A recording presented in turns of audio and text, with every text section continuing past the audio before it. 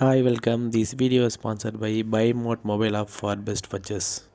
வடிச்சிருக்கிறேன். சாதம் கண்டிப்பாக நல்லா உதிரி உதிரியாக இருக்கணும், குலைவாக இருக்கக்கூடாது. அப்போ தான் நம்ம வெரைட்டி ரைஸஸ் எல்லாம் செய்யும்போது ரொம்ப நல்லாயிருக்கும். இப்போ வடித்த சாதத்தை ஒரு அகலமான பாத்திரத்தில் போட்டு ஆற விட்டுறலாம். அது லைட்டாக ஆறிட்டு இருக்கட்டும்.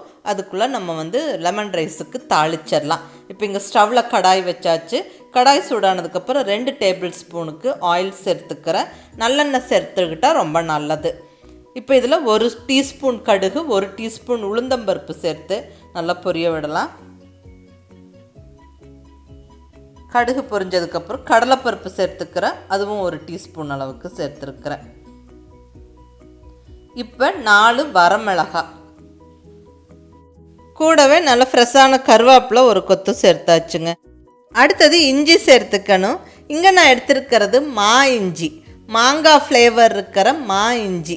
இஞ்சியோட காரலோடு சேர்த்து நல்ல ஒரு மாங்காய் ஃப்ளேவர் இருக்குங்க இந்த இஞ்சிக்கு. அது ரொம்ப நல்லாயிருக்கும். அது பர்டிகுலர்லி இந்த எலும்பிச்சம்பழ சாதம் தாளிக்கும் போதும் தயிர் சாதம் தாளிக்கும் போதும் அந்த மா இஞ்சி சேர்த்து தாளித்தோம்னா டேஸ்ட்டு ரொம்ப ரொம்ப நல்லாயிருக்கும். நீங்கள் கண்டிப்பாக ட்ரை பண்ணி பாருங்கள். அந்த எலுமிச்சம்பழ புளிப்போடு இந்த மா இஞ்சி அட்டகாசமாக இருக்குங்க. இப்போ நல்லா கொஞ்சம் பெரிய பீஸாகவே நம்ம எடுத்து சேர்த்துக்கலாம். நல்லா இங்கே ஒரு 2 இன்ச்சு பீஸை பொடி பொடியாக நறுக்கி இந்த தாளிப்பில் சேர்த்து விட்டு நல்லா வறுத்து விடுவாங்க. இந்த ஆயிலில் அந்த மா இஞ்சி ஃப்ரை ஆகும்போதே வாசனை அட்டகாசமாக இருக்கும். நீங்கள் ட்ரை பண்ணி பாருங்கள். இந்த எலுமிச்சம்பழ சாதத்துக்கு இந்த ஸ்பெஷல் இன்க்ரீடியன்ட் நல்ல ஒரு ஸ்பெஷல் ஃப்ளேவரும் டேஸ்ட்டும் கொடுக்கும். சப்போஸ் மா இஞ்சி கிடைக்கலன்னா ஒன்றும் பிரச்சனை இல்லை. சாதா இஞ்சியை நல்ல பொடியாக நறுக்கி சேர்த்துக்கங்க. எலும்பிச்சம்பழ சாதத்தில் இஞ்சி சேர்க்கிறது ரொம்ப நல்லது. ரொம்ப நல்ல டேஸ்ட்டும் ஃப்ளேவரும் கொடுக்கும். இதை நல்லா வறுத்து விட்டாச்சு. இப்போ பச்சை மிளகாய் சேர்த்துக்கலாம். இங்கே ஒரு 4 to 5 பச்சை மிளகாவை நல்லா நீளமாக கட் பண்ணி சேர்த்துக்கிறேன். நம்ம புளிப்பான சாதம்லாம் செய்யும்போது கொஞ்சம் காரம் தூக்கலாக இருந்தால் தான் அந்த பேலன்ஸ் ஆகும், ரொம்ப நல்லாவும் இருக்கும். பச்சை மிளகாய் ஃப்ளேவர் ரொம்ப நல்லாயிருக்கும் எலும்பிச்சம்பழ சாதத்துக்கு. அடுத்தது வேர்க்கடலை. நான் இங்கே வறுத்த வேர்க்கடலை 1 டேபிள் ஸ்பூன் அளவுக்கு சேர்த்துக்கிறேன்.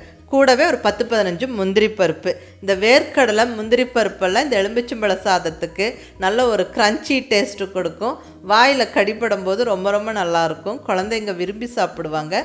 கண்டிப்பாக சேர்த்துக்கங்க. இதை நல்லா வதக்கி விட்டுறலாம். இந்த வேர்க்கடலை முந்திரி பருப்பெல்லாம் நல்லா செவந்து வறுபடணும்.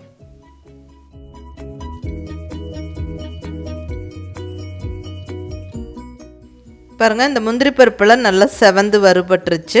இந்த ஸ்டேஜில் நம்ம கொஞ்சமாக மஞ்சள் பொடி சேர்த்து விட்டுக்கலாம். ஒரு 1/2 ஸ்பூன் மஞ்சள் பொடி சேர்த்துக்கிறேன். நல்லா கலந்து விட்டுட்டு ஸ்டவ்வை ஆஃப் பண்ணிடலாம்.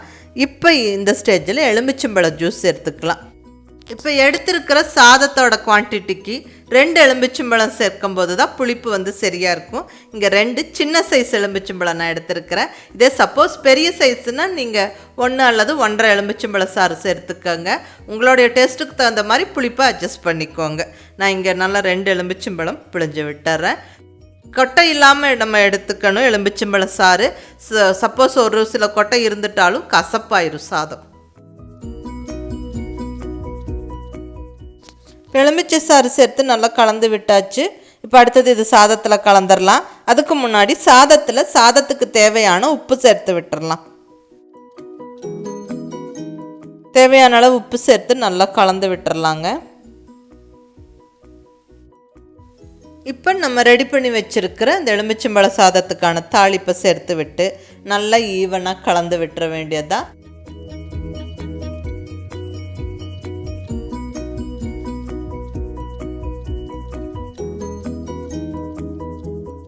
அவ்வளோதாங்க, சுவையான எலுமிச்சை சாதம் சும்மா ஜம்முன்னு ரெடி ஆயிருச்சு.